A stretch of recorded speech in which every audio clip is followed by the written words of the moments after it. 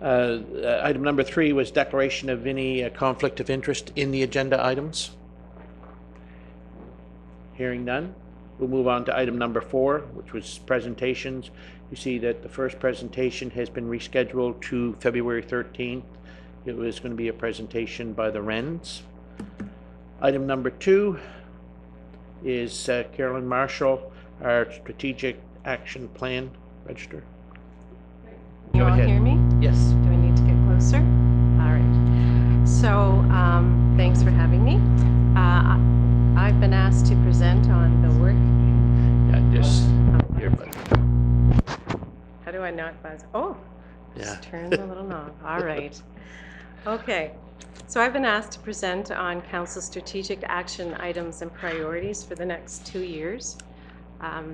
We had a session not too long ago that looked at the strategic plans and guiding documents that have guided your work to date and are intended to guide your work going forward. There were about 8 different documents. Some of them are your own, and some you partner with others in industry, government, and community to undertake the work. So we went through those. We had a look at a number of the action items associated with them. We also looked at the key areas that have implications for you and identified key areas of action for the next 2 years and 6 priorities moving forward. So we developed a strategic action plan that identifies the rationale for each item. So why is it important? The current status, what's been done so far, and what needs to be done. And so a set of actions going forward for the next 2 years have been identified. And the result is really a renewed action plan with something called a strategic action item register, a work plan that is under development with staff that will have timelines associated with it. And we've also developed an accountability framework for you to track progress and ensure action. Now the criteria that you used for selection of priorities were 4: probability of achievement, the financial impact, the level of direct control the council has over the activity, and the health and safety of residents or the public good. In other words, how would this impact the populace? And to council's credit, the focus was on the good of the municipality as a whole. You had really a unity of purpose that you expressed in this process. So just a number of caveats that are important to note for anybody who might be listening. Some of the priorities are achievable only with the cooperation of others. So a number of activities have advocacy items associated with it, along with other activities. Regional governance and collaboration, while it's not listed as a priority, it's viewed as a key component to achieve some of these items, particularly those shared large assets. Items no longer identified as a priority moving forward does not mean that they're unimportant. It's just that you don't need to have specific attention to it at this particular moment. It's really a matter of ongoing support. So while it may not have arisen to the status of priority, it doesn't mean it's unimportant. Some items are a work in progress, so they're subject to continuous improvement. So they will, in essence, never be completed because they're ongoing continuous improvement items. So, but progress has nevertheless been made on those things. And of course, these are priorities that you identified as of today. It's acknowledged that these can change in response to emerging issues or new opportunities that arise. And, you know, council must be agile and responsive to the changes in your environment. It's important to note that a number of activities have been completed so far. So web.com is one of those things. The leasehold improvements have been made to successfully retain that employer, and of course its significant contributions to the economy and the 300 plus jobs it, I believe, it employs. Solar energy, for example, you've begun to install panels to generate electricity, and a whole garden of panels are planned for the future. Rural internet, we'll be speaking about that a bit more, but you've already installed a tower to enable the it's part of the enabling process to enable internet to come. Customer service, you've trained your staff in customer services practices, and you have a user survey underway with businesses now to get some feedback on how well staff are doing and being responsive to citizens. With respect to the capital plan, you have an asset management inventory in progress in one sector and plan to apply it to others. With respect to Keep Horseshoe, you have made capital improvements to the exterior of the building. And with Arcadia Sidewalks, you've got upgrades and extension work underway, and I understand that's intended for completion this month. So as we move forward to identify your priorities, I think it's also important to note that Council, you remain committed to the county level priorities of the Mariner Centre, the airport, and the ferry terminal, and much work has been done to retain that terminal and the ferry in Yarmouth. So the priorities moving forward were identified as rural internet, business park, the airport, Mariner Centre, Cape Horseshoe, and active transportation. So I'll go through why you thought some of these things were important. The rationale, of course, for rural internet is to support economic and business growth. It drives population growth, provides an equitable level of service for citizens so that everybody has access to high-speed internet. And you want to leverage the infrastructure that you have already installed to improve cell phone service for resident safety and convenience. So the status of this is, this is one of the items you have to work in partnership with others. So REN, the Western Regional Enterprise Network, has submitted an application on behalf of multiple municipalities to the funder, which is the Internet Trust with Development Nova Scotia. The first application was unsuccessful, but a second is in progress with the approach that municipalities build the infrastructure and the private sector provides the service. So the action items, and there are a number of them, but summarized, are advocacy with REN, with the funder, Development Nova Scotia, to accelerate that application process and the approval process. The Nova Scotia Federation of Municipalities, who also have an interest in ensuring access to rural broadband, and that you're going to continue to hold funds in your capital budget to support the build. How much time do I have left, actually? Just wondering. You get time. 7 minutes, okay. So I'll try to skip quickly through the priorities and then at least list the other items. So the next item is the business part. You want to provide service lots to attract new businesses, support future economic growth, and increase employment. And to date, so far, you've got a site development plan completed. So there are a number of action items that have you finishing that process, developing lots and pricing, determining the position on infrastructure funding, targeting sectors, and preparing a strategy that is focused specifically on that. The airport remains a priority for you to support rural economic development, provides a faster transportation option than the other existing methods.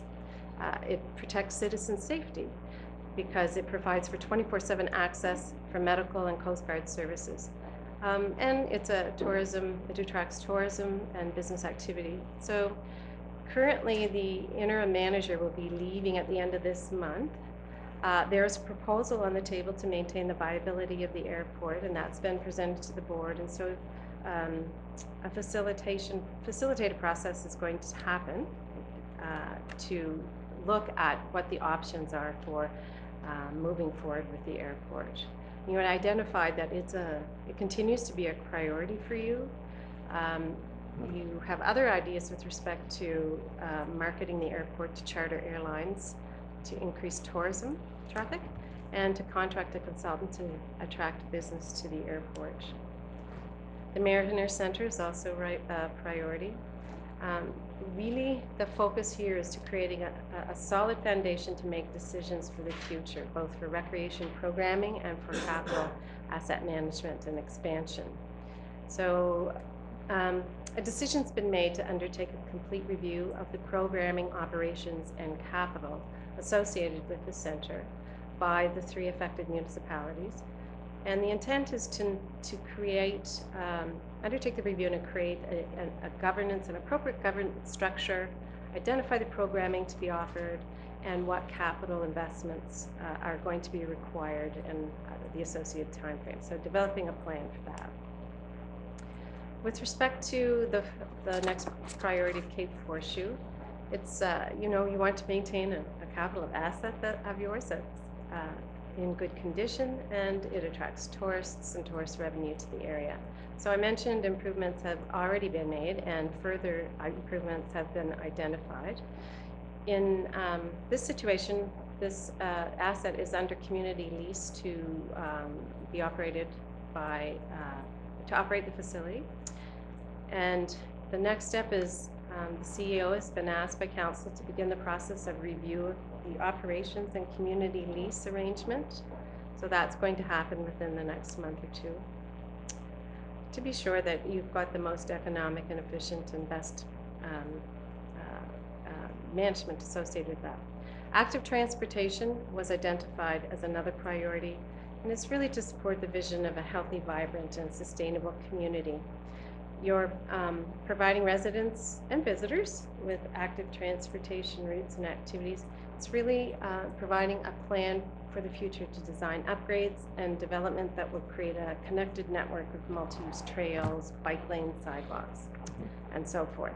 It's a 20-year plan that you share with the town. And the top 3 priorities related to you are Lake Milo, Airport Stretch, and the route to Cape Horseshoe. So the intent is to include in capital budget planning for the future active transportation, and of course to seize opportunities as they arise should funding become available.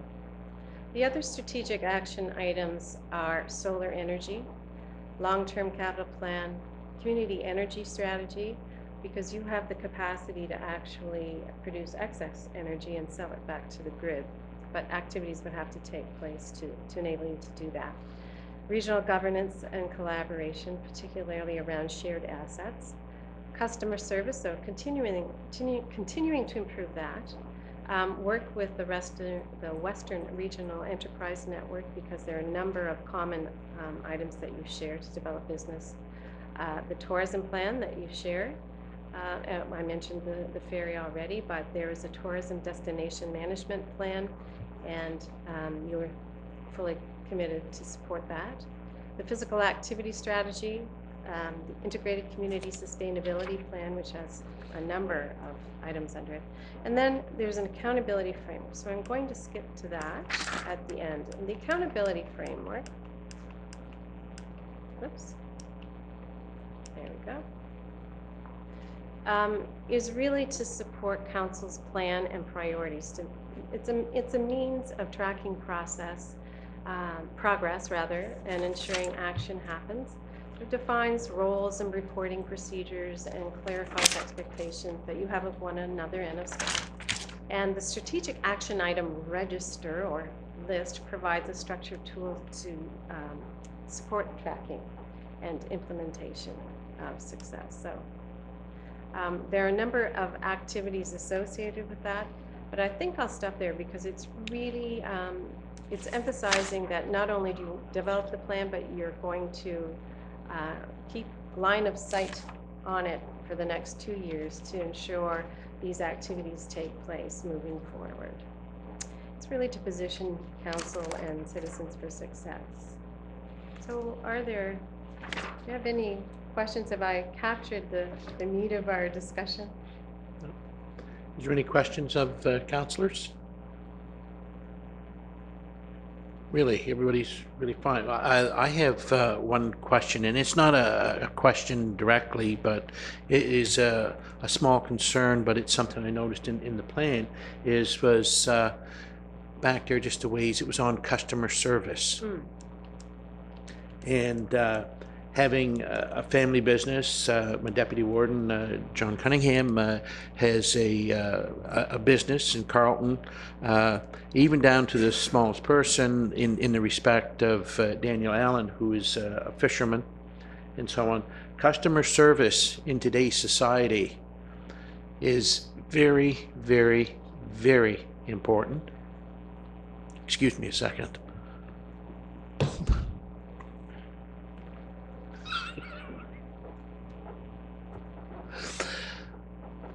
in order to survive in today's society through social media and so on, if you're a bad business or you're rude to your customers, social media will destroy you. So I really want to thank councillors for, during our session on the 12th and 13th of October, that was one of the items that you put forward, was customer service.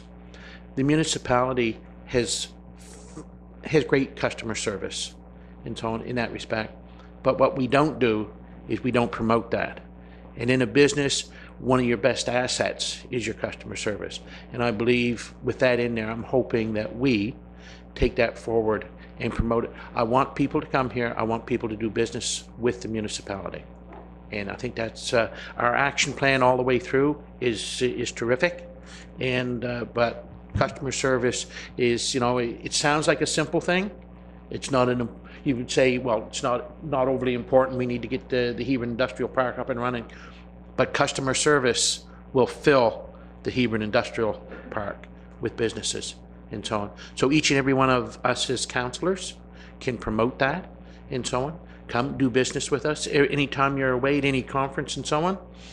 You know, you talk to 100 people and you might only get one that'll come here, but that one can be a great asset and so on. So customer service in our action plan, I think, is a top priority also. It's all about. Does any of the councillors, you sure there's no questions? You're all...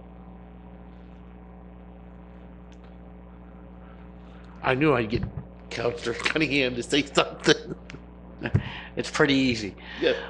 Thank you for the presentation. As for the questions, I just think it's important for everybody to know that we did go through a lengthy process, a good process with you, and the document's been vetted. It was vetted in our in-camera session this morning as well, talked about, and some finalizing edits will be made. They're minor but important. So thank you for the work you did with us to bring this to the public and sort of have a reset on what we're going to be doing moving forward. So thank you very much. Thank Do you. CEO have any questions or anything, staff? I think I would just like to add that this document is important because what it does is it provides the foundation for where council assigns resources, and it acknowledges the importance of partnerships in terms of the County of Yarmouth and in terms of Southwest Nova Scotia. And so I want to thank Carolyn for working through it was a tedious process. I mean, we looked at 8 strategic plans to try and synthesize it down to what is the Council of Modi's role in each one of those plans. So I want to thank Carolyn for her work, and I want to thank Council for their commitment to excellence in this way. Yeah, thank you. Again, Carol, thank you very much. Greatly appreciated. Thank you.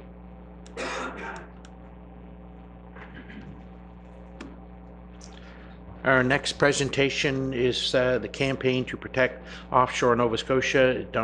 John Davis and Nathan Blake, if you come down. And Heather Mullen. Heather. Heather. Mullock, M-U-L-O-C-K. Oh, Heather Mullen. Sorry.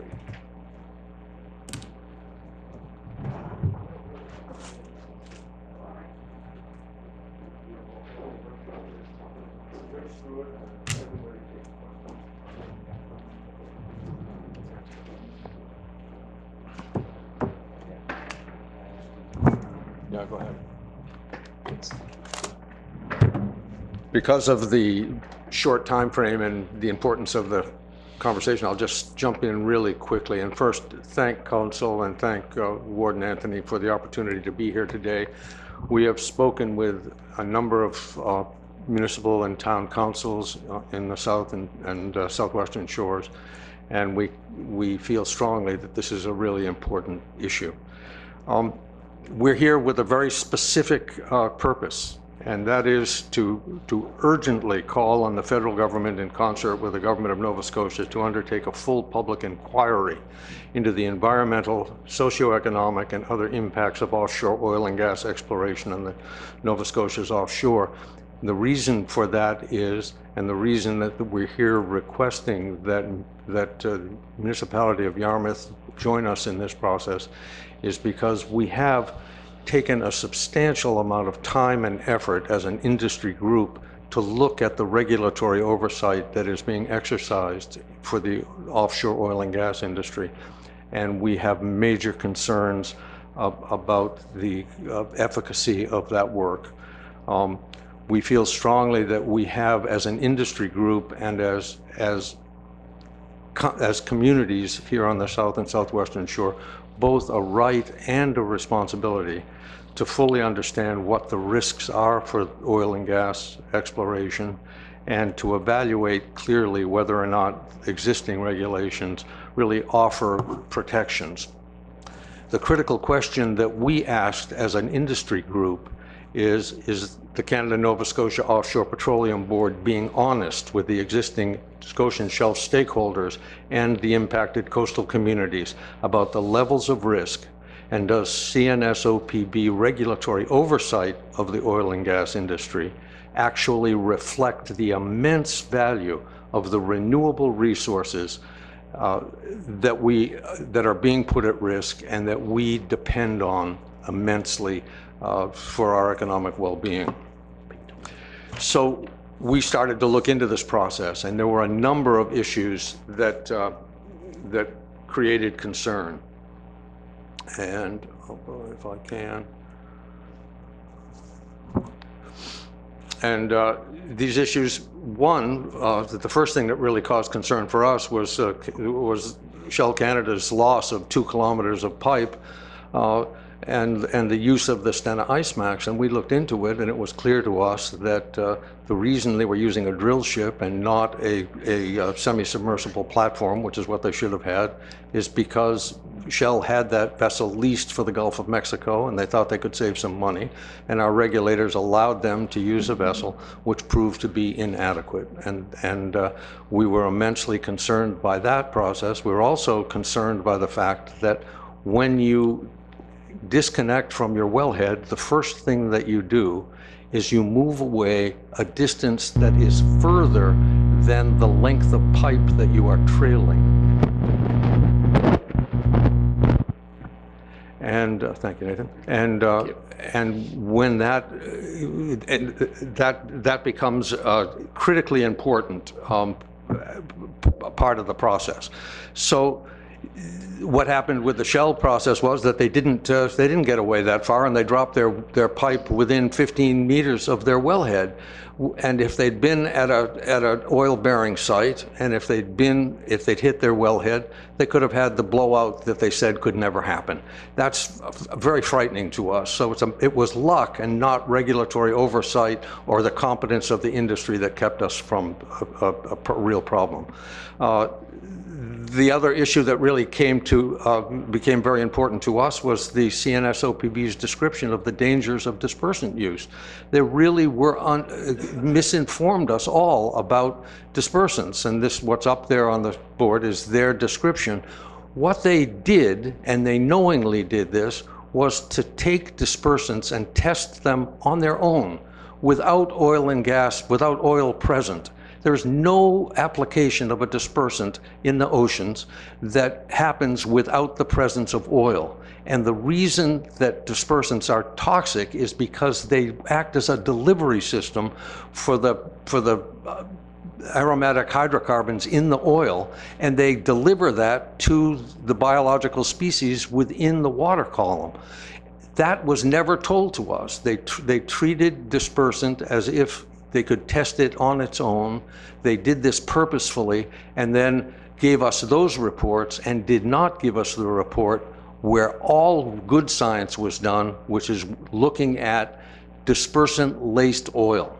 And that we found was dishonest, and we were really worried about that. I'm going to, because we have to move so quickly, I'm going to not cover all of the points that caused us concern. But what we did was we said we have to find independent assistance. We have to find people who are capable of telling us whether or not this the work that we're getting from regulatory oversight is really, truly functional. And we searched hard and long, and what we came up with was, I think, the person who is most capable of assessing whether or not the regulatory oversight that we have here in Nova Scotia is functional.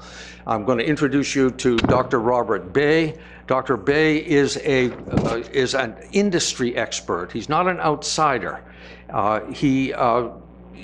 We began discussions with him. We gave him all of the BP information, their environmental impact statement. We gave them the documentation developed by CNSOPB and by the environmental agencies federally, and he evaluated it. But before I tell you about his evaluations, I want to introduce you to a little bit to Dr. Bay to let you know who he is. He has been over 48 years of experience in engineering and management and design, construction, maintenance, operation, and decommissioning of marine systems, including offshore platforms, pipelines, and floating facilities. He's a professor at the University of California since 1989. He's the co-director of the Marine Technology and Management Group for the Center for Risk Management.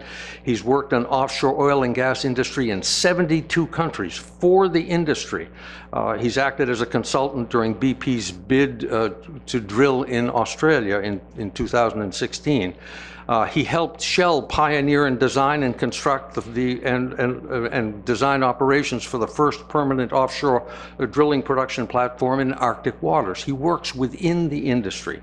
He has assisted in engineering and construction of facilities, installations in Alaska and off Canada's Beaufort Sea and on the East Coast, including Hibernia. He's published 3 books on the issue. He is the world expert. And we asked him these questions. We asked him to help us assess BP's activities. And he said, we asked him, would other countries known for strict offshore oil and gas regulations have green-lighted a proposal like the one approved in Canada? No, he said, period. And he said, notice how quickly I came to that answer. There's no way. It's ignorance. A lack of knowledge of what other countries have done in similar circumstances. This is the world expert. BP Canada stated to our regulators that the capping stack's journey from Norway could take anywhere from 12 to 19 days. Dr. B, when asked about this, says that they are, quote, blithely optimistic. He said, it brings a chill to my blood. He said, if there's a blowout in the wintertime with the North Sea blowing and going, are we going to be able to get a capping stack from Norway to Halifax in the event of spill? He said if it got here within 30 days, he would be amazed. He went on to say that my review of BP's exploratory drilling proposal and documentation indicated that their conclusions that the risks associated with an uncontrolled blowout are not as low as reasonably practicable. They were not correct, they were not properly documented, and were not properly validated. He said, contrary to CEA's environmental impact statement guidelines, the risks of accidents and malfunctions have not been properly assessed, documented, and validated. He went on to say that BP's assessment of the likelihood of an uncontrolled blowout are much too low based on Nova Scotia's exploratory drilling conditions. I'm not going to read all of his comments. He said that Nova Scotia does not have a highly developed regulatory system. It's apparent that they have not adopted the best available and safest technology represented in the safety case regime required in the UK, the Health and Safety Executive of the Norwegian Petroleum Safety Authority, or the Australian Regulatory Agency.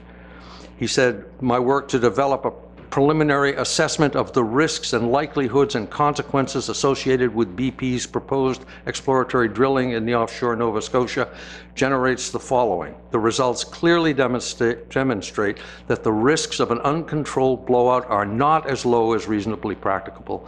Given international guidelines for the determination of tolerable risks, the risks of an uncontrolled blowout are not acceptable.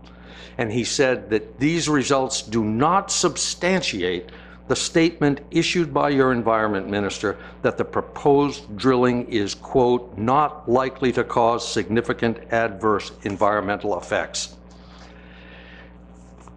This is remarkable information from the world expert. So how do we respond as an industry group? What we have decided is that, like the fracking process here in the Nova Scotia, we need a public inquiry. We need to understand that the regulatory oversight for the oil and gas industry actually reflects the value of the renewable resources that are being put at risk. And today, that is not the case.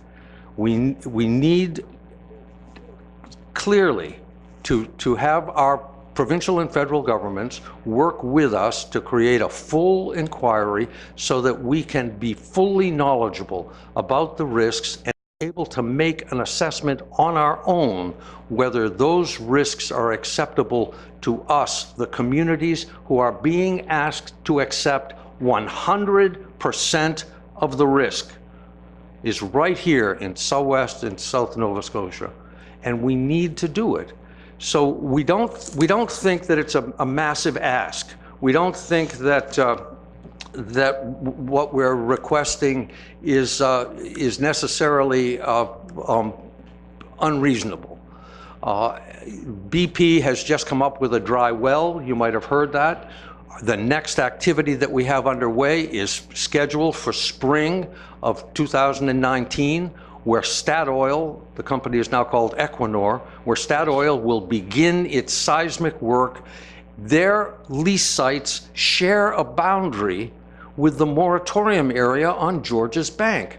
The areas of their lease site are within the circular gyre, which holds the nutrients and the fish spawn on Georges Bank, which is so critically important to our fishery.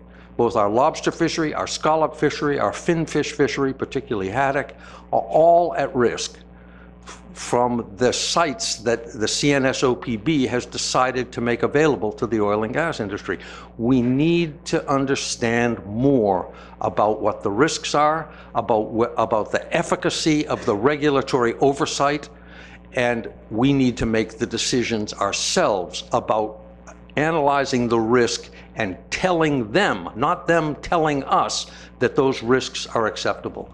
And I thank you immensely for the opportunity. I have two incredibly competent, thoughtful people, Nathan Blades from Sable Fish Packers and Heather Mullins, who has a lot of information about oil and gas activity, who works for Coldwater Lobster Association, and I hope we have time to respond to some questions. Again, I thank you very much for the opportunity to be here.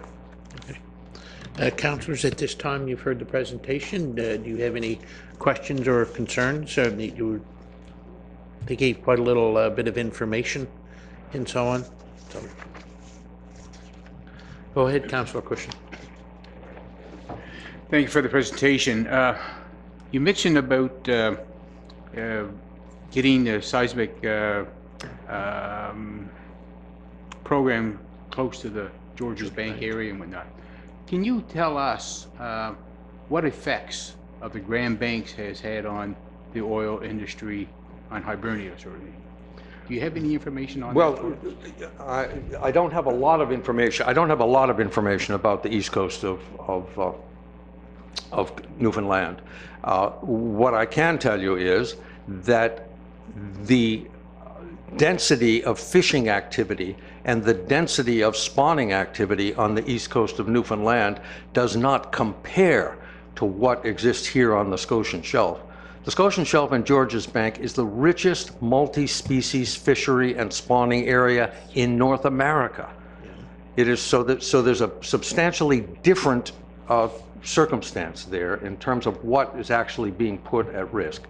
There are a number of issues that have arisen from the oil and gas industry there, some of them relating to how they respond to the regulatory oversight. From our point of view here, one of the things that we consider most frightening about what's happening there is that the Department of Fisheries and Oceans developed an area there which is a marine refuge area, which is a program which is very similar to marine protected areas, which is an issue we'll be dealing with soon. And DFO acquiesced to the oil and gas industry and the government of Newfoundland, and is creating a refuge area where they're trying to protect spawning grounds, and they've decided that they're going to allow oil and gas exploration in this refuge area. Right now, the province of Nova Scotia and Newfoundland are lobbying the federal government to allow oil and gas exploration in marine protected areas, one of which is planned right here for areas of Browns Bank, Georges Bank, and the Northeast Channel. And these are just other issues that we have to get to the table. We're not at the table. The oil and gas industry is probably one of the most powerful lobby groups in the world, and they're immensely powerful in Ottawa and in Halifax and in St. John's. Yeah. And we need to get to the table. Yeah. So Yeah. we do have concerns. Well, that was a very good information for me. I assumed that the Grand Banks was as rich in spawning as the Georges Bank and surrounding Brown Bank area. We are assumed we that, are right? sitting So that's very on- good, very good information Yeah. I had for us. Yeah. Thank you. We have an immense resource to protect. We have an unbelievably important renewable resource which has supported us for 3 centuries. We need to protect it, and we need to know that those regulators who are working, who want to join us on the Scotian Shelf, are going to regulate in a way that reflects the value of the resources we have to protect. The fishery is remarkably regulated. We deal with regulation day and night, and the oil and gas industry seems to get a carte blanche, and we're concerned. Is there any further questions?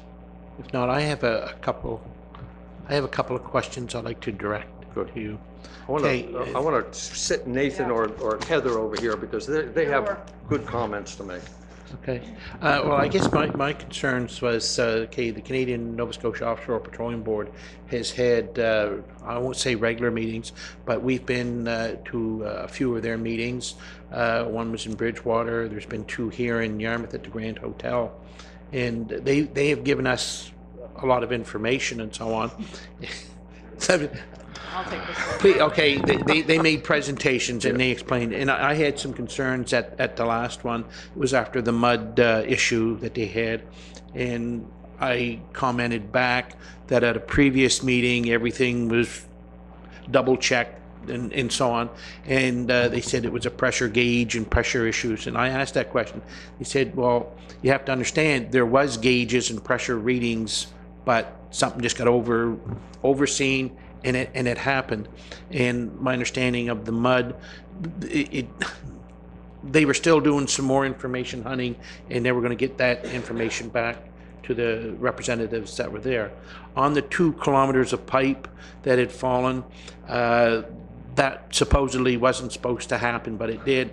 And my personal concern that I have is, yes, you've told us that everything is 100%, there's not going to be any issues. Well, on 2 of the wells, you've had issues already, simple. So the concern that I had was on this, the blowout preventer, the stack, and they came back and said the stacks are strategically placed around the country. I'll say there was one in South America, there was one in... It's up behind you on the Yes, screen, yeah. and you will see that BP maintains a stack in the Gulf of Mexico. Yes. They maintain a stack in Angola. Yes. We can't even make third world status here for BP. Yeah. It's remarkable. But I would like to comment just really quickly on both the issues that you've raised. In terms of the drill mud spill, when the report came out, CNSOPB said, we're going to do a report. Wait for our report. So they did an incident report. The top line of that incident report says, don't worry, now when BP has 2 kilometers of high pressure pipe running to the bottom, we're going to make sure they have a pressure gauge on it. Well, my God, they're out there drilling, and there's not a pressure gauge on a high pressure pipe, so they can't tell when the dropout occurs and when they spill 180,000 liters of drill muds, and we're supposed to take comfort in that? Yeah.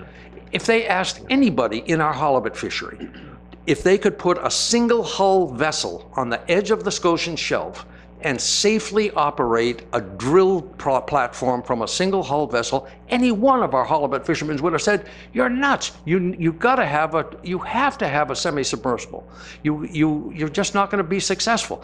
Here's the problem: a semi-submersible has a throw rate that is much greater than that little drill ship, and the drill ship, when it disconnected, it went up on a giant wave, and that was okay. But when it hit the trough of that wave, they didn't have enough play in their riser system, and they drove the end of their pipe into the ocean floor and broke their couplings and lost. And it was predictable. But our regulators allowed that ship to be there. They shouldn't have done it. So there are two instances where regulatory oversight was inadequate. Yeah. I just have a couple comments as well. So my name is Heather Mullock, and I have a pretty unique perspective on this issue because I have 8 years conducting environmental assessments for the upstream oil and gas industry, primarily terrestrial, but some offshore as well. I also now represent Coldwater Lobster Association, which represents lobster fishermen LFA 34, and the fishery is what I studied prior to going to oil and gas. Regarding the CNSOB, I actually met with them last week, and I let them do their presentation, and I didn't indicate what my background was. So I let them talk about the environmental assessments and talk about disbursements and capping stacks, and I could not believe the lies they are throwing at people. So if this is the same presentation that yourself, Councillor Warden, and other people have received in Nova Scotia, it's saddening and it's very disrespectful, and most of them are lies. So some things that they indicated regarding the capping stack, and I will quote the CNSB, they said the lack of a capping stack off the coast of Nova Scotia has been thrown out of proportion. It's not something to be concerned with. That is a quote. Yeah. They feel that when the spill happened in the Gulf of in Mexico, the capping stack is fairly a new technology. It was a result of that blowout. Yes. That doesn't mean because it's new, it isn't required for all offshore exploration activities. So that was concerning. Regarding the 136,000 liters of what they call synthetic drilling mud, that was part of my job, was to identify every ingredient listed to try to figure out what needed to be cleaned up, what methods needed to be done. But the thing with drilling mud, you can call it synthetic, you can call it whatever you want. It's the same thing as gasoline. Every drilling mud has its own recipe, and some large companies like Schlumberger, they will never release all of those ingredients. And some of the worst ingredients are the ones that will kill the fish and other the ecosystems off Georges Bank, Scotian Shelf. This is not something we want to play with. Dispersants do not clean up an oil spill. They break it up into tiny, tiny little particles that fall to the bottom and kill everything that this province relies on. Also, the CNSOPB, it's frustrating from someone who grew up here, has a long line of fishermen in my family. I moved away, came back because I love this province, and to once again see our own premier go to Houston to promote our offshore for drilling. The amount of revenue is brought in, and I'm just going to talk about lobster because that's who I'm going to represent here today. We're talking about a $2 billion industry. When you add on conservative, yes, when you everything else, it could be much higher with spin-off jobs. When you throw in tourism, the amount of revenues that have come in from offshore oil and gas are 1/16. Think about that, 1/16 of what the lobster industry brings in 1 year. And to put that at risk for oil and gas that we will see very few revenues from, and most of the jobs, and I can guarantee this, are coming from specialized individuals from Houston, Texas. I've seen it. This is what I've done for many, many years. So the promise of jobs for Nova Scotians, it is not there. You may, and I'm going to estimate here, you may create 100 jobs, but is that worth putting the risk of this industry, the fishing industry and tourism for Nova Scotia? And one last comment, I have worked with some of the largest oil and gas companies in the world, including the top 5. And I can't believe I'm actually going to say this, but Shell Canada is actually one of the better ones of the top 5 for environmental regulation and monitoring. So the fact that they had a huge incident, which could have had massive implications for Nova Scotia, it's frightening. and they are considered one of the best for the bigger 5. Thank you. Yes, go ahead, Nathan. Can you hear me all right? Okay. Yes, yes. So, let me do some twisting here. So, I'm Nathan Blades, and my company is Sable Fish Packers 1988 Limited, started by my grandfather, Basil Blades, in the 1940s. Family owned. I'm the general manager. I've been the president of Nova Scotia Fish Packers Association for 10 years, now known as the Nova Scotia Seafood Alliance. I was a director for 5 years before that. I'm a director, founding member of Clean Ocean Action Committee, and also a founding member, director, and past president of the Fisheries Safety Association Nova Scotia. And I need to give a little bit of background here. It needs to be said, even though I don't think I really need to remind anybody in this room, that the government of Nova Scotia itself has said that 25,000 direct jobs in Nova Scotia are dependent upon the fishery. The export value alone of Nova Scotia seafood product is conservatively estimated at $2 billion. Every single coastal community in Nova Scotia, including the one I'm sitting in right now, depends on the fishery for its economy. We have nothing left. Mining is gone. Forestry is all but gone. We have nothing left as a primary economic driver that creates new money in these communities. If the lobster fishery fell apart tomorrow, we would all be in serious, serious trouble. My company has been active in the fishery since the 1940s. My grandfather was an innovator in the industry. He's seen it all, and here we are. In 2015, these people came to me and said, will you join this, what we now call Clean Ocean Action Committee? Because we see what's happening with these offshore lease sites in our traditional fishing grounds, and we are extremely concerned. I have been 3 years advocating for this industry as a stakeholder, as a president of Nova Scotia Fish Packers Association, representing right now 100 seafood companies on land. I've been 3 years advocating for the protection of this industry.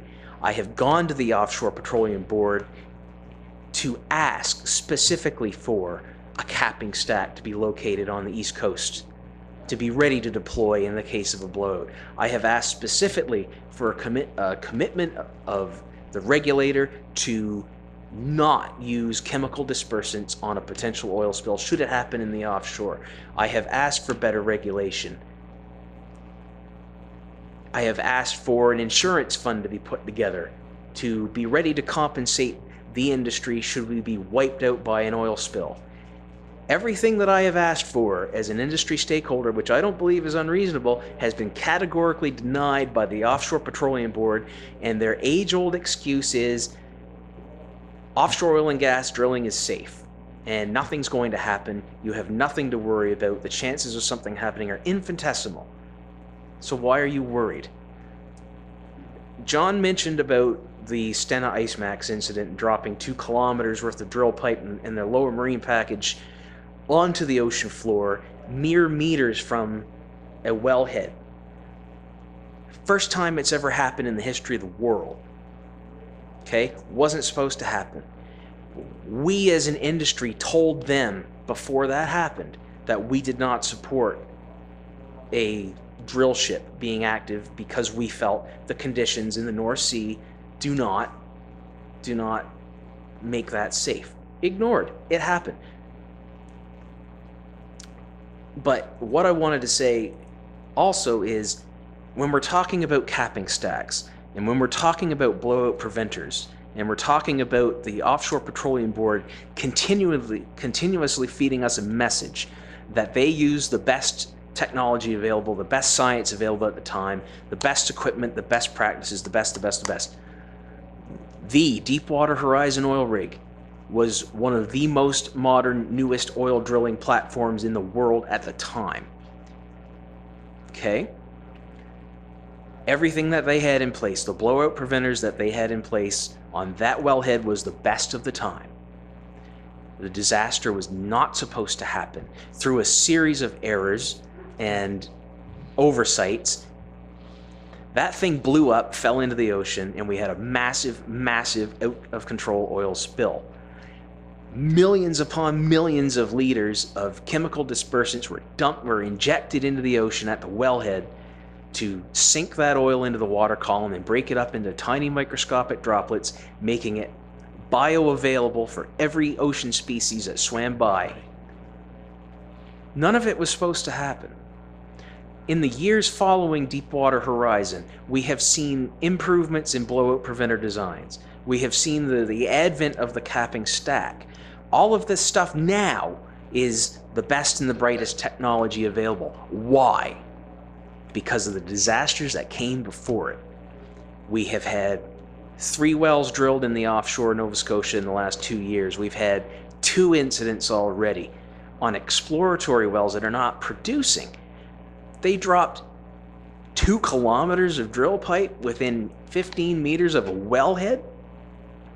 Unbelievable. So, as I said, 25,000 direct jobs, $2 billion conservative estimated export value alone of the seafood industry. I don't need to remind anybody in this room about the tremendous value of the seafood industry to this province, these communities. For 3 years, we've been advocating as an industry to be better protected, and we haven't been able to do it. Because in the eyes of the federal government and the provincial government and the regulator, we, the seafood industry, are expendable. And that is why we are here making presentations to municipal units to try to ask for more help to try to get these people to open their eyes and address this industry, because we have not been able to do it on our own. Okay. Thank you very much, Nathan. Is there any questions? Because I have a couple, and it's directed to your organization. Okay. As I stated earlier, we've met, or we've had, they've had meetings and so on. You're here making a presentation. I've gone through, like from Shelburne, Mahone Bay, they've all done letters and so on. So my question to you is, what are you asking this municipal unit you'd like to see us do? What is your request? Because having sat as a counselor for a long period of time, I know the only way you can come to a solution is both sides have to talk. And what I've gotten, or what I've seemed to have gotten, is that the Canadian Offshore Petroleum don't want to talk with you, and you folks want to talk with them, and there's no cohesion. There seems to be a wall between you. What is the breakdown that you folks can talk with them, express your concerns, so there would have been a semi-submergible drill ship on the 2 kilometer drop? And on any of the other issues, are you totally against drilling? No. Okay. Our request is up there in red. Yes. And we want council to say, we need to have a full public inquiry similar to the fracking inquiry so that we can understand the risks and know that the regulatory process is functional. And we deserve that. And we think it's a reasonable request. We have made every effort to hold discussions with CNSOPB, and we have just been stonewalled. Okay, well, there I have a little bit of an issue. Undertake a full public inquiry. Well, in all honesty, in some respects, the public don't fully always understand. What I would like to see would be for this council, and we'll have further discussion later on at our next council meeting, would be I, and I'm not speaking for full council, would like to see that we request that the Canadian Nova Scotia Offshore Petroleum Board meet with the Clean Oceans, or with your committee, to have some good, open, honest discussion on how the 2 units could work together. It won't happen, but if you or Clean Ocean Action Committee or anyone wants to try to talk to this regulatory body, you better have legal status in the process. You better have the right to call expert witness, and you better have the right to actually, when you put forward concepts and ideas to be considered, that they actually be considered. And that does not occur now. This, you know, the Canada-Nova Scotia Offshore Petroleum Board is made up mainly of ex-oil and gas executives, and they pass themselves on and off as experts on regulatory oversight. They are not. And when you talk to the experts, you understand much more clearly that they're not. And we need to have real people who are capable and trained in regulatory oversight, so that we know that the regulatory process that's put in place is truly protecting us to the maximum level possible. Well, you answered one of my very important questions and so on. So I mean, we'll go from there. But at this time, if there's no questions from council, I guess I would, John, Nathan, and Liz, thank you very much for your presentation. And thank you so much for taking the time, and thanks for being councillors and wardens and taking the time to support your community. I have the greatest respect for municipal office, and so thank you all. Appreciate it. Okay, thank you.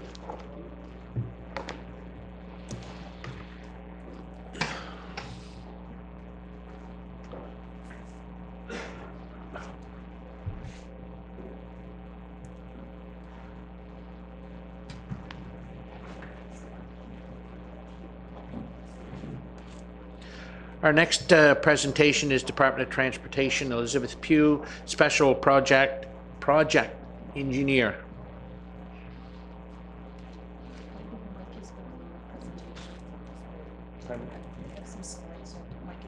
Oh, okay. Mike's got some. You have a presentation, yeah. The IT guy is going to load up your presentation. Oh, okay, he has it. I hope there's no pictures of Don in a bathing suit or anything like that on a beach in Bahamas or anything.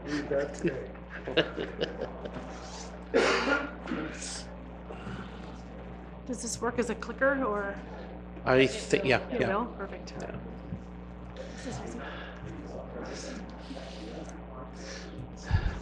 My son last evening one of my sons stopped at the house, and he said, I hear they're going to be putting down that salt brine on the road. He said, darn, he said, I haven't got my car undercoated yet. As early as today. Yeah. Yeah. I thought, man, that we never seemed to mind it before, but he had to get his car undercoated because you guys are going to start using the brine again. Anyway, you're on. Go ahead. Okay. Thank you very much for the opportunity to come and talk to you today. My name is Elizabeth Pugh. I'm the Active Transportation Coordinator / Special Project Engineer with the department, and I'm in Highway Planning and Design. And I'm going to be co-presenting today with Ben Buchwald on my left here, who is with Bicycle Nova Scotia. And I think I work with Ben probably more than anybody else in the actual department on a lot of the active transportation bicycling infrastructure things that are going on. So we thought it would be a good opportunity to kind of spread the word about what we're doing. And it sounds like you all know Don. He's come to be my backup from the department in case I say something or promise something that I'm not allowed to. If you see me flinch, it's because I've been kicked under the table. So let's see if I can get this working. Can I just, before I start, how many people have heard of the Blue Route? Okay, good. Got some people to educate. The Blue Route. Yes, exactly. Well, I was hoping that was why I was here, because that's what I'm. So the Blue Route is Nova Scotia's provincial bicycling network. It's an idea that began quite a long time ago. I'm not even going to say now, and then gathered momentum until finally about 8 years ago, I think the department kind of said, hey, this isn't such a bad idea. Maybe we'll get on board and start to do something about it. So it's been quite a few years of planning, and we've been implementing for about the last 3 years now. The idea is that it's a spine bicycle network, which is going to be connecting destinations and integrating into local active transportation plans and recreational bicycling networks. So it's kind of the clothesline of a bicycling network. It's not everything. It's just the 100 series highways of bicycling that a lot of other things should, or we hope, will feed into. And the goals of it really depend on where you are. It can support active transportation, which of course is maybe perhaps a more urban related goal. We're also hoping to support tourism and economic development and recreational bicycling. So again, depending on the density of the population and the sort of beauty of the surroundings, the goals are quite different. And when completed, this should be around 3,000 kilometers in length.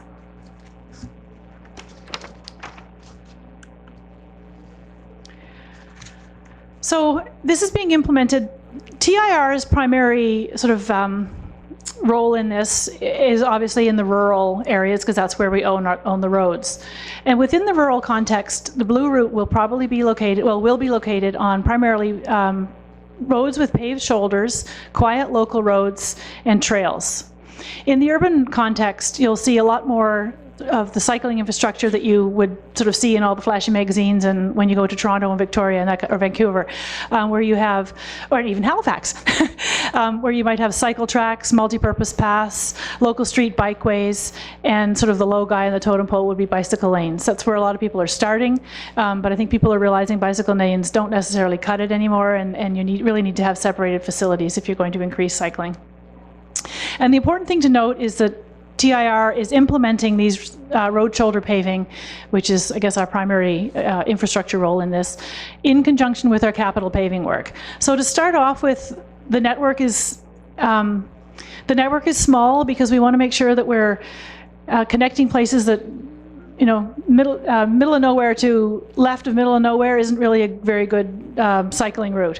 So we may be paving shoulders quite frequently, and we're doing actually more and more every year, but until they actually connect places, we're not opening the Blue Route. So there's a lot more shoulders in the province than there are actually open pieces of Blue Route. This is what the Blue Route cycling network is going to look like. The blue is the road part of the network. The solid is the proposed, and the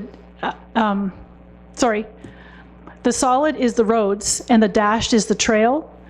The orange is open and the blue is proposed. Does that make sense?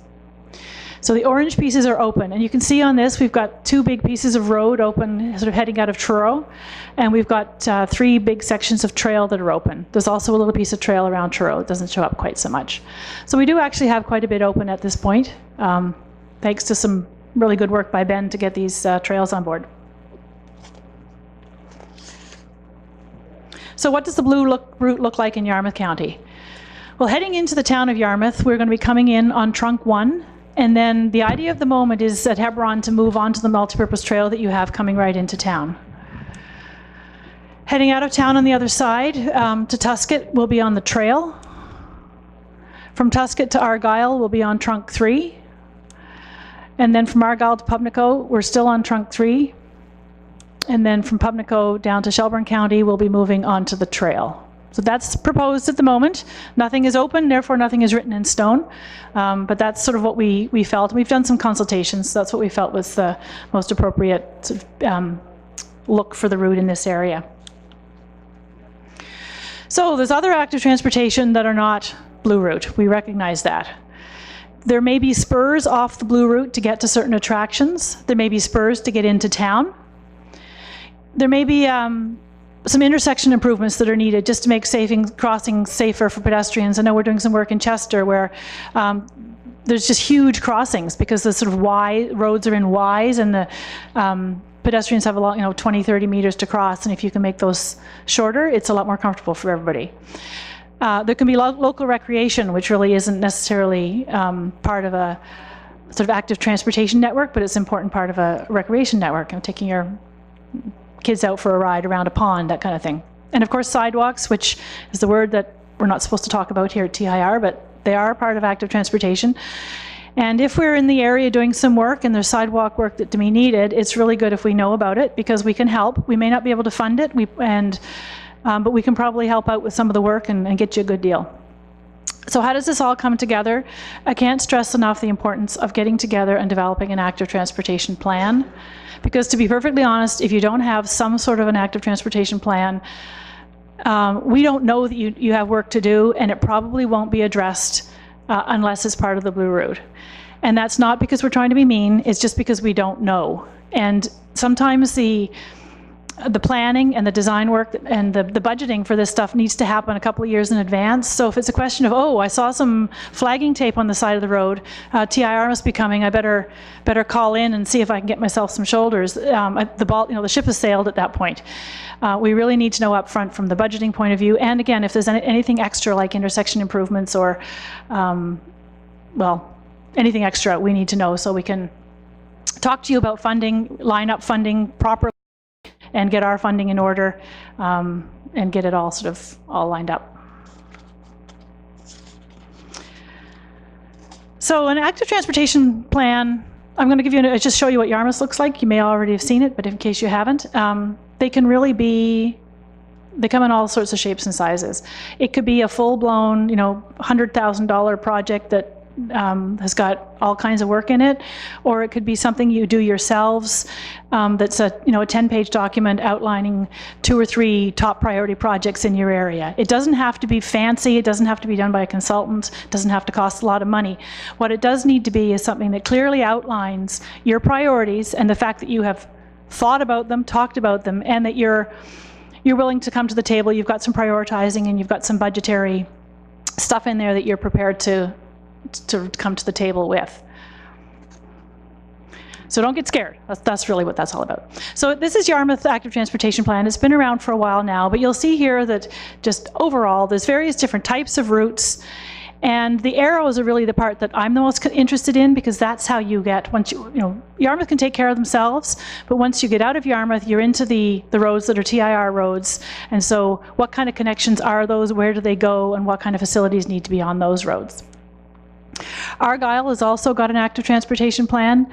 Looks a little different, but you can see here there's on-road route with, I gotta read my piece of paper here because I can't read that, with signposts. There's on-road route with paved shoulders and on-road route with sidewalk and bike lanes. So they're identifying different types of infrastructure depending on their needs and the type of road. And then they've got some sort of clearer inset ones in the plan. But again, you can kind of see that they've looked at the whole district and seen what kind of facilities they'd like to have there. Doesn't mean that we're going to do them all. It just means they've thought about them, and at least there's something on document the council has approved that we can start those conversations. Whoop. And this is just sort of a link to what the Blue Route could look like in this area if we didn't stay on the trail. The red that you can see are areas where trunk 1 and trunk 3 would need paved shoulders in order for us to designate it a bike route. And that's because the shoulder, or the volumes and the speeds are high enough that we actually need to have more of a facility. It's no longer a quiet local road. It's a road that needs some bicycle facilities. So just for an example, you can see coming into Yarmouth, if the decision was to come in on trunk 3, we'd need shoulders the whole way from Tuscott. So that may be the best decision, but it's going to cost a lot more, and it's going to take some time, because I think at this point we don't have any plans to do any paving in that area. So the whole, in conjunction with the capital paving plan thing, could be put off quite a while. But the trail, it probably takes a lot less money to get upgraded and in good shape. I'm actually not 100% sure what shape that's in. It could be ready to go today. And it also provides a really good recreational opportunity. So you've got Blue Route coming into town as on a trail, which is actually what's happening in Halifax and a couple places too. So it's a great recreational opportunity for the locals to get out and get between communities, but you've also got this province-wide network that can take advantage of the trail.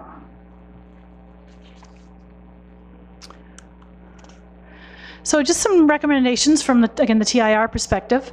As I mentioned, develop a county-wide or district plan, which is going to help address those active transportation needs in some of the smaller communities. Perhaps all they need is a paved shoulder for one block, between the senior residents and the community hall. Like, where are people walking? And you can really focus in on it. You can address the links between the jurisdictions. And this is where it's really important to have TIR involved. Part of the reason why we dragged Dawn, who was going to be Pam, along, is that they should be the first point of contact with these things. If you're talking about the development plan, it's a good idea to touch base with them. They can keep on top of what projects are coming up in the capital plan and kind of, keep it in the back of their head that you have needs too, and start communicating those back to head office where the budgetary decisions and things are made. And you can also keep in touch with me, because I kind of keep on top of try to keep on top of these things as well. And then we can make sure too that the plan fits with our design criteria and our guidance and things that we're doing, so you're not suggesting building things that are just next to impossible. You know, multi-purpose pathway beside the side of a road where we don't own the right-of-way. It's just probably not going to happen unless you get a whole bunch of landowners willing to donate some land, which, well, hasn't happened yet. So communicating with TIR is absolutely critical. Keeping involved in that plan, and then you, like as I just mentioned, you have a good idea of how we work, and we can see what's happening from your perspective. We can also help you keep that plan real. Keep your eyes on the capital plan and see what's coming up the pipe, and if something looks interesting to you, make sure you let, again, somebody know. Area manager right here now is Pamela, and me, the active transportation coordinator. The other thing to keep in mind is keeping your active transportation needs, and again, this is why it's great to have a plan. If you're coming up with any development plans, because it's a great way to get some money, is if you've got some development and your developer needs to either have green space as part of their development criteria, or maybe you can just levy some sort of extra tax or fee or whatever on what's going on to say, look, you're not going to build that community hall unless you build a sidewalk between the community hall and the senior center as part of you getting your permit. And it's amazing how much you can wrangle into these deals when they're happening, and it's a great way to sort of make things happen without anybody actually having to dig really deep into their pockets, well, except the developer, who've got really deep pockets anyway, so that works. Okay, I'm now going to turn this over to Ben, who's going to talk a little bit more about what BNS is doing with us.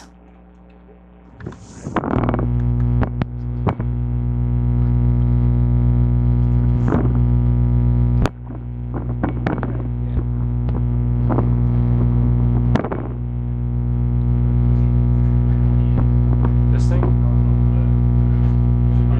Oh.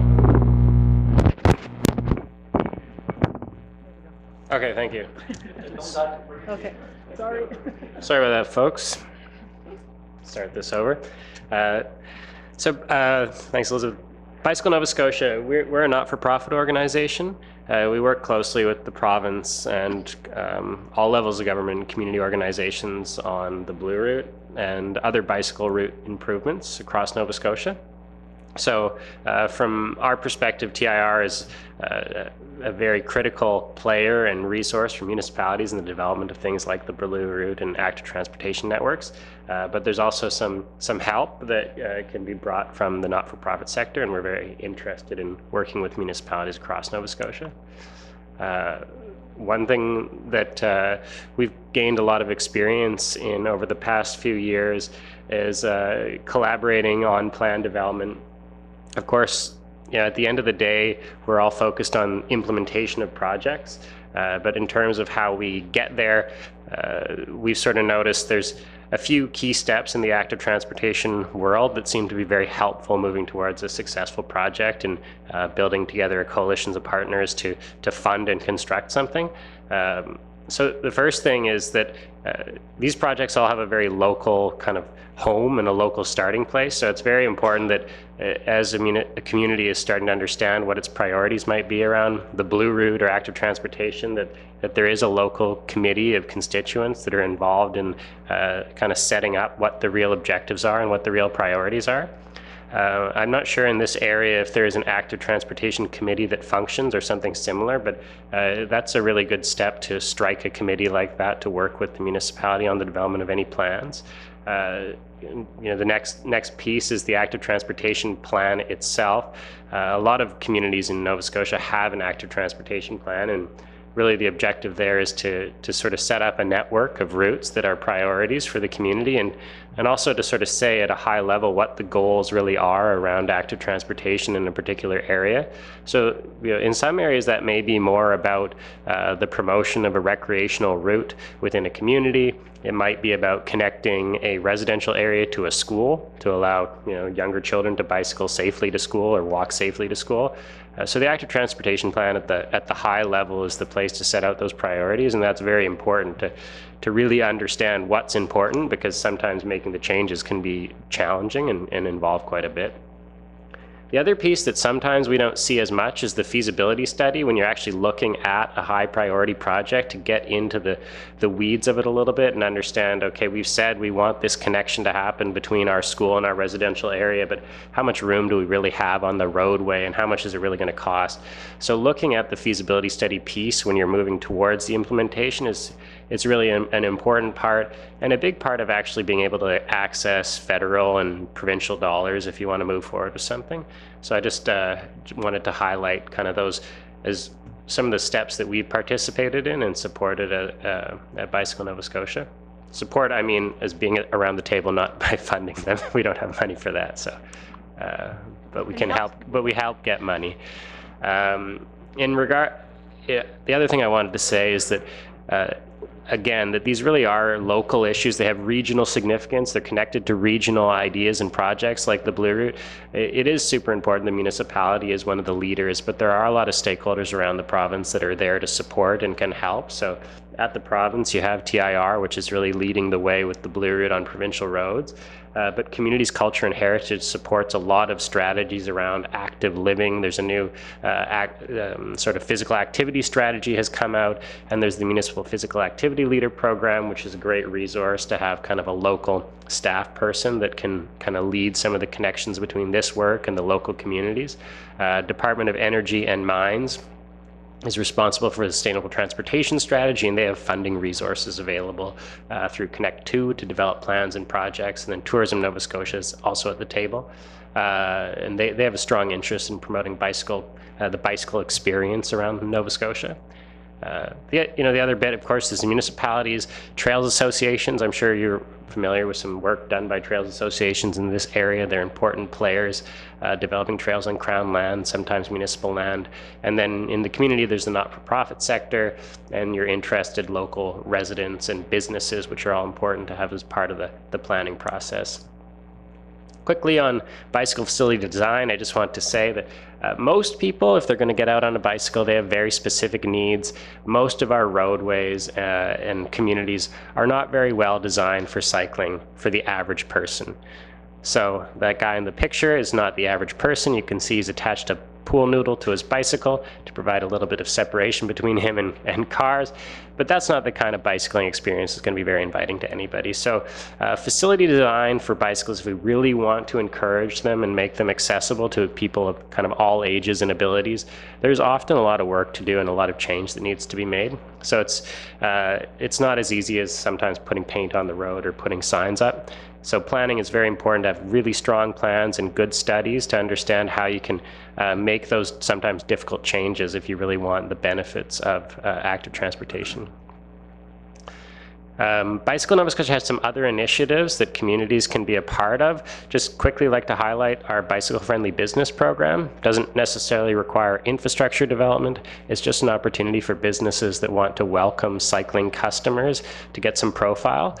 So BNS will recognize any business that provides some basic end-of-trip bicycle parking, some information available to people cycling through an area, and just generally kind of putting a good welcome mat for people that might want to arrive by bicycle. And businesses can register for free. They get onto our, we have an online map that profiles them, and they also get a window cling sticker. So it's kind of a cool and easy way for businesses to become, recognized for being bike friendly. That's the sticker right there. So in conclusion, in the short term, looking at an active transportation plan for the area is a really key way to bring all different types of stakeholders on board and to identify priorities. If there's an interest in promoting the bike-friendly business program, we're happy to help with that. It has been quite popular. We just launched it in the summer, and we've got, I think, upwards of 50 businesses now.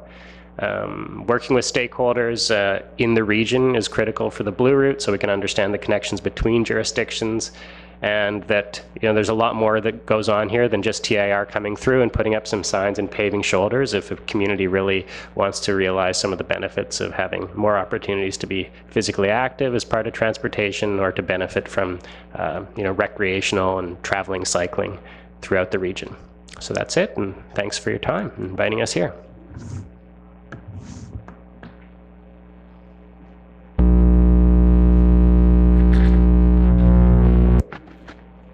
I guess you knew I'd be one of the first ones to ask a question. Elizabeth, thank you for coming. You're welcome. You brought to my attention that tourism, seniors, you brought in the cycling part of it and the active transportation in order to keep people healthy and encourage people to come to Yarmouth. We have a section of highway, Dawn knows exactly where it is, Highway 304, that runs from town to the lighthouse, Yarmouth Light. Every year, there's countless cycling competitions that go on, running competitions, and on this area. Plus, it's a big draw for tourists, and a lot of traffic goes down that area. I have requested from a contact with TIR on getting some traffic counts, and I hope I can get them in the near future. But this would be a very important piece, I believe, for our possibility of creating such a cycling route for people to use, because it's extremely busy during the summer for the tourists. And also along that area, there happens to be a senior citizen home, which have, you know, they like to take their seniors out, either in the wheelchairs or walking or going for a walk or something like this, where this possibly could happen, that they could get out and do some exercise to get out and about, sort of thing. So I certainly like to have this investigated in a further matter. And there's other areas in my district I know would benefit from that. But the Highway 304 is a critical piece of highway that is a very large tourist attraction, and I'd like to see it be considered. I know when I first came into this position, that was one of the first pieces of road that was brought to my attention from a sort of recreation and tourism point of view. And I think at that time, the traffic volumes themselves were low enough that they didn't meet our criteria for needing shoulders. But I'm a bit fuzzy because it has been a while, but I'll certainly talk to our traffic division. It's fairly easy to get traffic counts done on it, so, okay.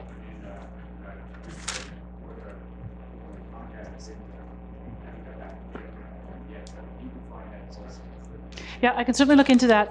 And I guess this is another reason why the importance of having some sort of a regional active transportation plan is so important, because as you can, I'm sure, appreciate, pretty much everybody in the province would like to have their road improved. That's why we're in business, right? So to have, that is not part of the Blue Route. So going out to Lighthouse, I don't think so. Oh, it may have been on the Yarmouth one, but not on the Blue Route itself. So under the way that we kind of are currently working, you know, that always changes too as budgets change, but we will pave the shoulders on pieces of road, especially the trunk roads that are needed for the Blue Route. So something like that, we would probably be expecting contribution if we were willing to do it of some form. If we were there anyway, it might be one thing. If we're not, and you know, you may need to do it, and we may take over the maintenance. Like, there's all kinds of things. But in order for that to happen, it really needs to come from council that we are behind this. And if TIR comes to the table and says, okay, we're willing to step up and partner with you, are you ready? It can't then be, oh, well, we want you to pay for it because we don't have the budget for it. It really, like, this is why it's really important for people to have their ducks in a row, so that when the requests come in, and we don't really have any at this point anyway, designated cost-sharing things. A lot of it is a bit in good faith, to be honest, especially if we're there anyway. So I don't know if that helps or not, but it really is important that you have something. And then, of course, you know, I may not be here. Dawn may not be here. Then people will know that, you know what, they've been talking about this for 5 years, and they've been putting aside some money for this for 5 years, so they're serious.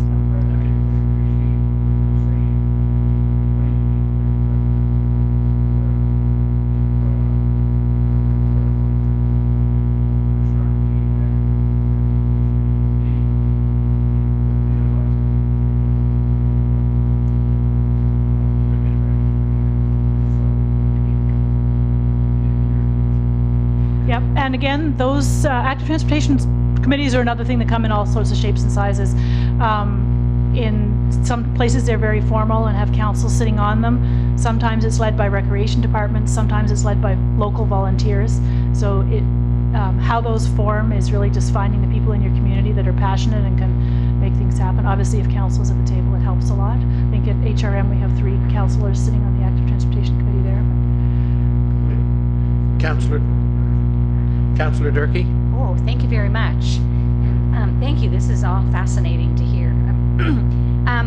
I just want to check about the two things about the Blue Route. Is the Blue Route going through Highway 1, down Highway 1 through Port Maitland, Hebron? Is that part of the Blue Route?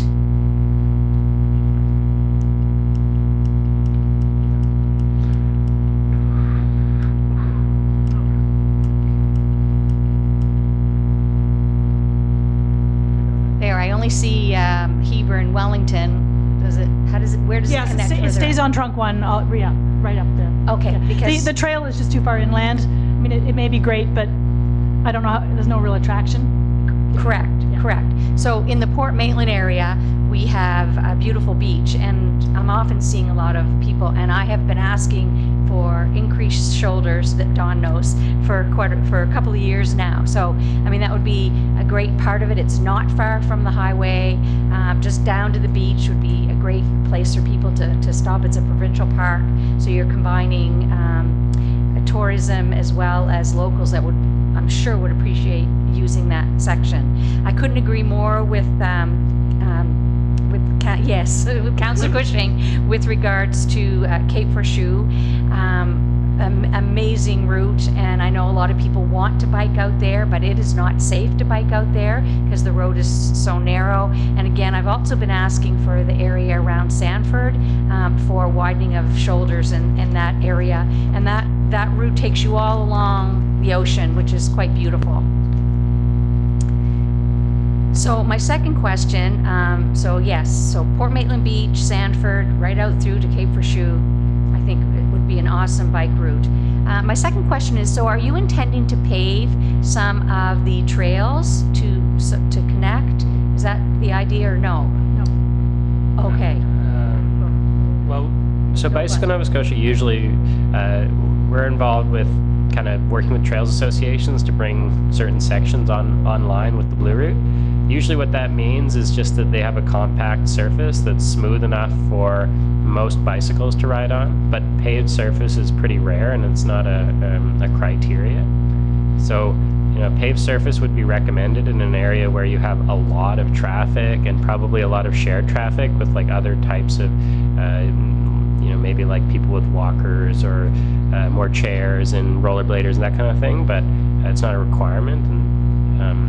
And as far as trails go, the development happens through existing programs. So like, for example, Communities, Culture and Heritage has some trail development funding, and that kind of goes through the standard process. So there's no like TIR paving program for trails or anything along those lines, yeah. No, I didn't think so. I just wanted to confirm that, and you're going to have the ATV drivers won't be very happy, I think, if we did that. So, okay, thank you. I think I just wanted to really get the Port Maitland, Sanford, that whole area. We could really benefit from that. Thank you. Councillor Cunningham? Yes, just thank you for coming in and good presentation. I just wanted to bring some clarity to the active transportation plan, and there may be some misunderstanding, and I wouldn't want the audience or the public to misunderstand. We do currently have a very well developed active transportation study. It was done in concert with the town in 2010. There's a lot of detail in there. Dawn is quite aware of it. So we've done our due diligence around that. I wouldn't want anybody to think we haven't. And we are big promoters of active transportation. And on page 19 of 114, it does, for instance, it details the Milo stretch in the municipality, the airport stretch in the municipality, and the route going to the lighthouse is active transportation corridors and priorities for the town of Yarmouth and the municipality district of Yarmouth. Having said that, we're very keen to to source any provincial funding help on these projects. We do have in our budget this year, so we've got the study, but we are actually going to do some preliminary engineering work on the Milo Stretch project in this fiscal. So that's the Lake Milo project that's been in the newspapers and those types of things. And so just what that looks like, we're not sure yet, but certainly TIR has been aware of it for a good long time, and we've been sort of looking to actively engage the province in assisting us with any of those projects. So I just wouldn't want our audience to misunderstand that we don't have an active transportation plan. In fact, it's a 114-page report. Which My apologies. I took a quick look at it before I came out, and I thought it was just for the town. I didn't look close enough and notice it was the county as well. My apologies. So having said that, I think we really do need your engagement moving forward to a higher degree than to this point. I'm not being critical. I'm just saying that, you know, we need to get these projects done in Yarmouth, and those would be my comments. Thank you. Okay. Was there any further comment from any councillors? Hearing none, I guess council will take this into consideration and work with our recreation department and our economic development officer. And I would imagine we would probably, I think, Frank, are we not already, we have an active transportation committee as per se. It's not active any longer? No. It's kind of in a state of okay. Okay. I can't think. Members have been on it since 2010 or before that. And I think we just kind of ran out of steam. So okay. It's on our list of things to do is to re-energize that. Okay. Okay. Well, you know, in today's society and so on, if one of the provincial departments is willing to work and do things to help active transportation or to get the bike lanes, whatever you wish to call them, up and running, I think it's due diligent that municipal units should actively participate on trying to move forward with the local TIR and with the province on doing these kind of things. Tourism is an industry that is growing every year, and people do like to bike and they do like to walk and so on. So I think it's a great opportunity for this municipality, and I think that there's a couple of councillors that I could almost designate now that would be more than willing to participate in that committee and so on. So again, thank you very much for your presentation. Greatly appreciated. Thank you.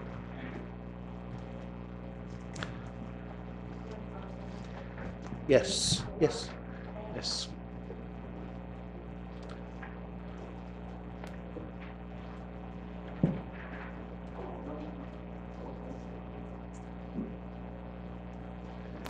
No, she's leaving, Frank. Yeah, she has other commitments that she has to go to.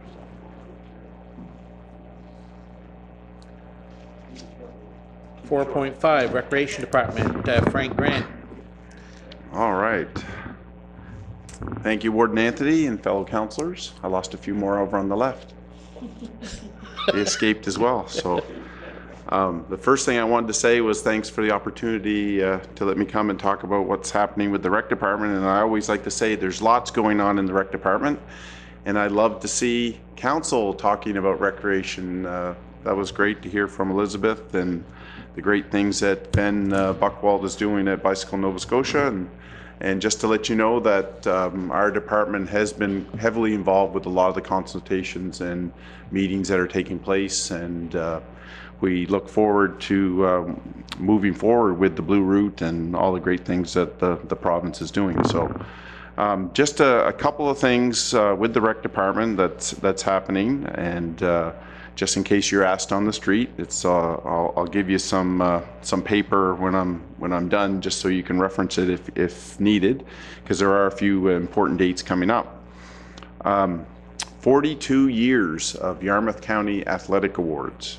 We will be celebrating this year on November the 30th at École Secondaire de Parambas, which is really, since the Yarmouth Fire Hall closed, has been our home base for this event, just because we can get anywhere from 300 to 500 people attend the ceremony annually, and to do it in a gymnasium that we get for free is always a great venue to have that allows us to accommodate everyone. So on November 30th, we will be honoring approximately 150 athletes, coaches, volunteers, and officials for winning at provincial levels or higher.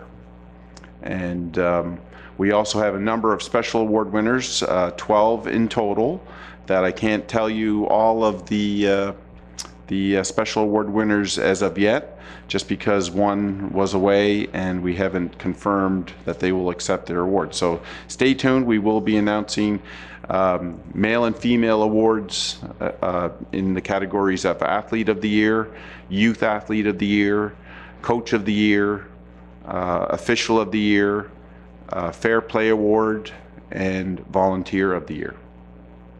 So this is a joint effort between both the Yarmouth and Argyle Recreation Departments, and for 42 years it is something that is very unique in the province. One of the other things I wanted to mention was one of our great programs that we've been doing now for 3 years. It's called After the Bell, and it's a program for teenage girls in junior and senior high. And this segment of our population was identified in our physical activity strategy as being a target area, and we've had great success with this activity. It happens every Wednesday, weekly throughout the school season, and we even have extended it to senior high students as well. So it is focused at the junior high here at Maple Grove, but we do from time to time have senior high girls coming and attending as well. And I did want to give kudos to Misty James, our community recreation coordinator. She was successful in, it's probably been our most highly funded program.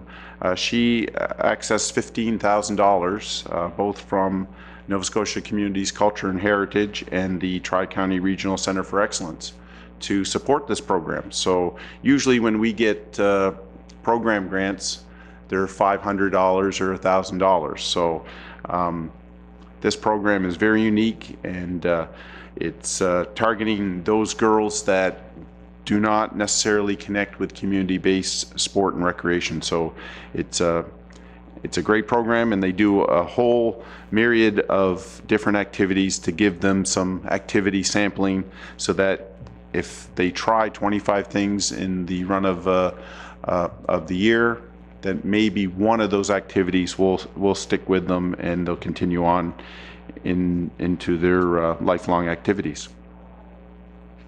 Another thing that has been very popular for a number of years, but due to our host, we've been able to secure him sentimental journey dances, and I bet you the warden has attended maybe one or two of those with Lorne Fevens over the years and showed off his dancing strut there. Lorne Fevens has been hosting those events free of charge for at least 15 years now with us, and Lorne has not been able to commit fully due to his personal schedules. But we did entice him to come back and host a rock and roll sentimental Christmas dance coming up in November. December the 13th. My apologies. So we will have one sentimental journey dance this year, and depending on how that goes, knowing Lorne, we may be able to twist his arm into hosting a few more into the new year. Another thing that I've touched a bit on our reports, and I thought I'd just mention it again, is our website guide to activities, and it's called South Shore Connect. And a lot of you have probably heard about it, but I just thought I'd give you a little bit of a twist on how we use it every day with our department. We have southshoreconnect.ca, which is a information hub that we beam out to all of our recreation groups in the Yarmouth area, and then all the other jurisdictions do the same in their areas. And if you go on South Shore Connect and just type in Yarmouth, Nova Scotia, it will bring up every listing that's in the database. And the beauty of this website and how we use it is now that freedom of information has become such a higher and stricter thing, we are when people are calling looking for dance contacts or different contacts in the community, we are using this database ourselves because the groups that are on this are managing the information themselves. So if there's a phone number or if there's an email address that we give out normally through our office, if we're using the South Shore Connect, then we're sure to be giving correct information and not giving out anyone's personal information. So that's a really neat aspect of South Shore Connect that we use every day, everyone in our office. Some important dates that are coming up. We have the Yarmouth area tree lighting and the lighting of Frost Park that is coming up on Friday, November 23rd. That starts at 6 p.m. and the warden is usually present to bring Christmas greetings on behalf of the municipality. The next night, so we light the tree at Town Hall on the Friday evening, and then always the next night on Saturday, November 24th, Barb Firth and her crew are planning the Christmas Parade of Lights. And this year's theme is Toys, Toys, Toys. And Barb is the main contact for the Christmas Parade, and thank you so much to Barb and all her volunteers that organize this parade every year. And then coming up on Friday, December the 7th, 6 p.m. right here. We're hoping to see all municipal council here at the municipality's tree lighting and hay rides and cookies and hot chocolate and all kinds of treats happening there for everyone. Just due to the, as I was listening to the last presentation, I saw some snowflakes flying. Our outdoor facilities and our seasonal buildings now have been winterized and shut down. We've completed all of our aerating, fertilizing, ground leveling, and seeding for the fall maintenance schedule. And now we focus more on indoor facilities, our community schools, and our halls that we rent at the Rotary Center and at Lake Milo Boat Club. And one of the things that has been very popular, especially at Meadowfields Community School, has been it's been a hot spot for birthday parties. We've made a contact this past summer, well, the last few summers, with Yarmouth Big Bounce inflatables, and they seem to be every weekend having a party or two at the gym at Meadowfield School. So that's been a great activity. We had hoped to keep the play on ball hockey arena that we have outside at Mariner Center up until the snow flies.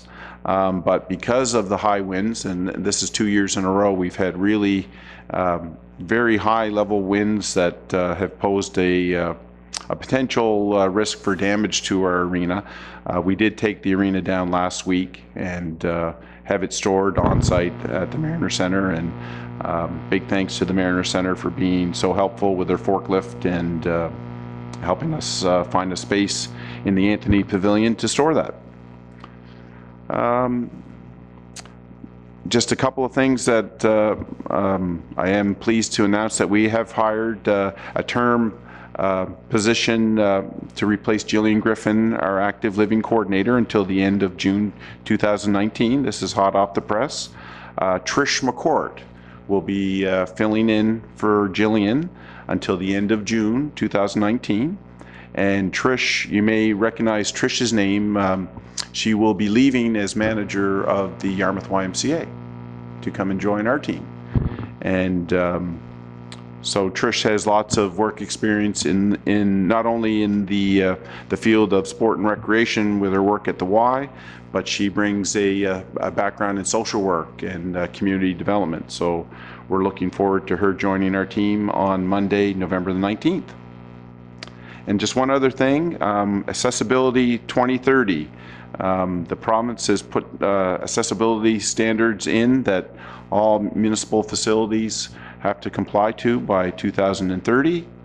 So that's less than 12 years to conform all of our facilities to that.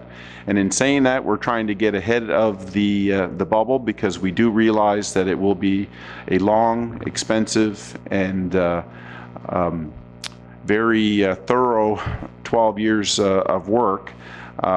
We have kind of gotten ahead of the curve a little bit by accessing some provincial funds, and we have a study done of the Lake Milo Boat Club, which identifies lots of the accessibility needs that are present in that building, grounds, parking, you name it. It's a very thorough report.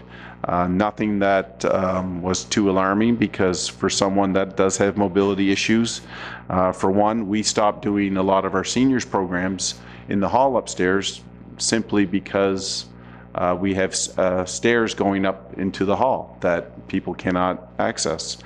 And then when we investigated a possible chairlift to the banquet hall, we need an extension on the building to make a suitable landing for the chair to safely get someone off. So lots of things addressed that, like I said, we have a lot of time to do that. But from this regional team that we formed, we will be looking at the various audits that have been done, not only in Yarmouth County, but in Shelburne County as well.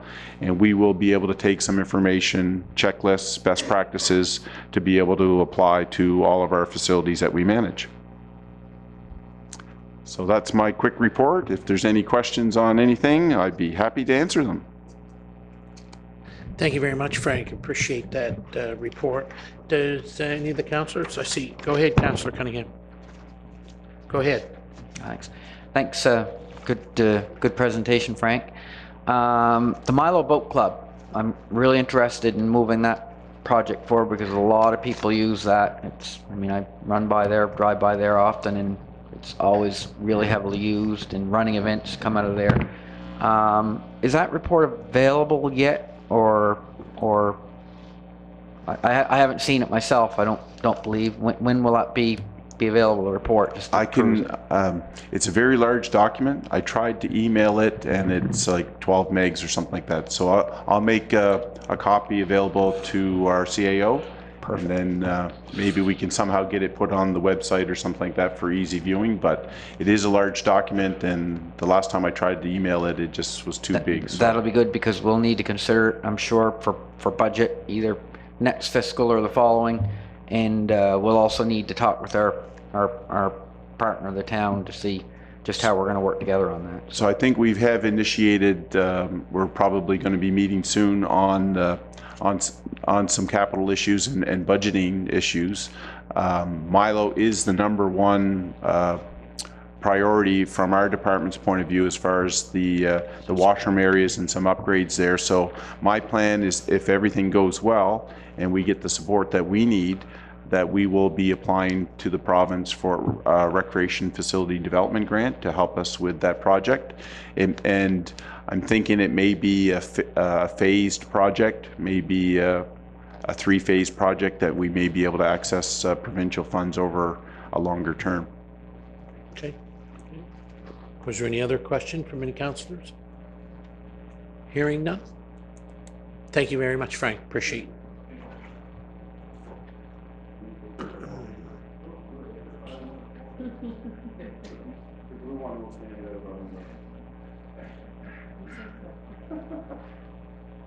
Thank you, sir. Okay, thank you.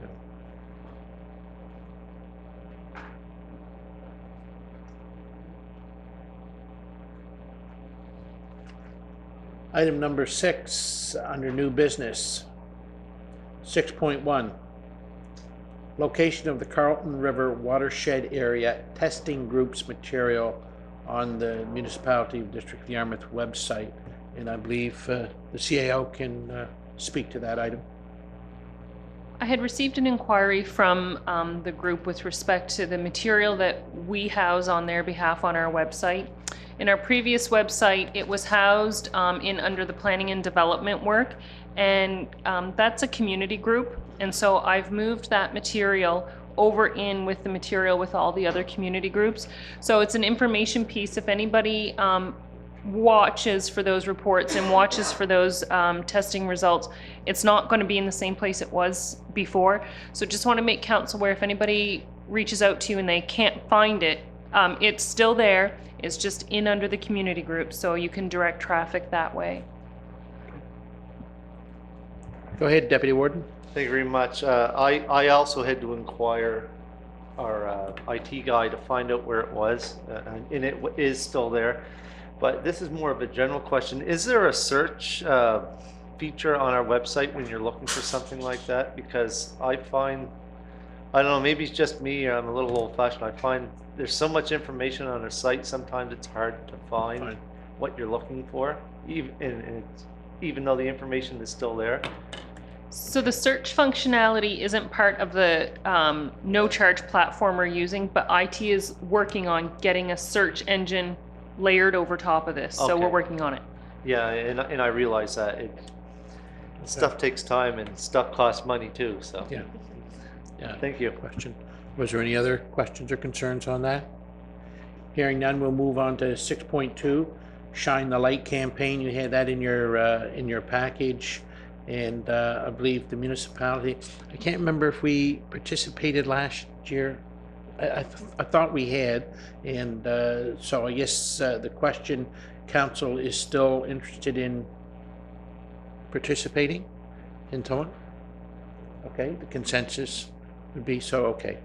I don't think I think it's a good thing. The other day, I had the opportunity to purchase a ticket on a $2,500 gift package, and I very seldom ever put my name on any of the tickets that I purchase.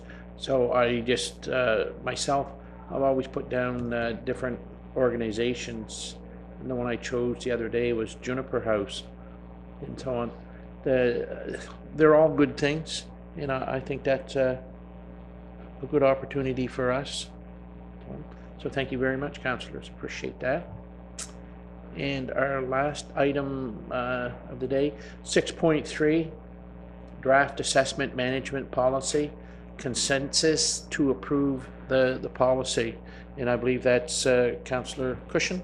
You have the floor. Yes, thank you.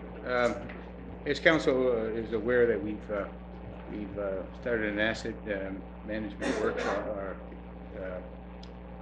policy, and we had our first meeting on October 29th at the Grand Hotel.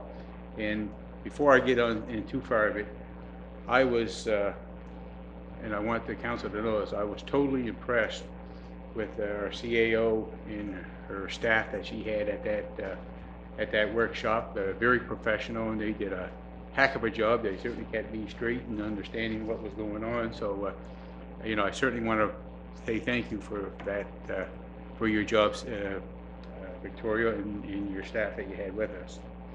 Okay, FCM, they're making a request to council to confirm our intent to approve an asset management policy.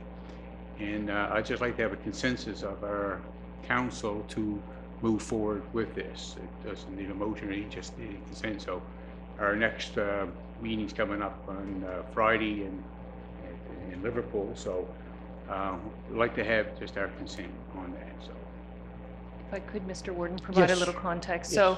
So Councillor Cushing is your representative in the cohort for the asset management programming that we're going to undertake. And as you're aware, the nominal fee that the District of Yarmouth is paying, $3,900 for that training for staff, is offset by a funding contribution by the Federation of Canadian Municipalities. And one of the caveats in accessing the training and the funding with the training is that council will commit to approving an asset management policy. So Councillor Cushing worked with the team to develop the draft that you have in your package, and the ask is not that you approve that draft, but that by consensus of council, you commit to approving a policy. We just have to confirm that council's making that commitment prior to our workshop this week, because the FCM is waiting to hear consensus on the commitment to approve a policy. Yep. So I'm sorry. everybody's. Go ahead, Councillor. No, I think that's a wise recommendation. If we certainly, I'm in favor of a consensus to move forward with a policy, not necessarily one that's been distributed, but that would be a template, a start for one. So I'm fine by that. Yeah. So consensus of the council, so that they can get that done up? Okay? That's recorded, I take it, yes. Okay. Saying that, was there any further business of the committee this time? Thank you.